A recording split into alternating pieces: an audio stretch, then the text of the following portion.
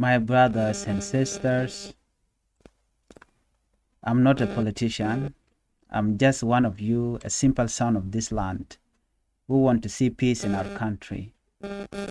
Right now, we are living in difficult time. Our people are suffering, our future feel uncertain, and the crisis are on us is heavy. But I believe one thing, war will never build our nation, only peace will, because war never build any nation. And peace starts with you and with me. If we choose forgiveness and we choose unity, we can protect our families and give our children a brighter future. South Sudan belongs to all of us. And, I will say that let's stand together, not as an enemies, but as a brothers and sisters, and show the world that even in crisis we can choose peace. And no matter what, when we work together, everything is possible.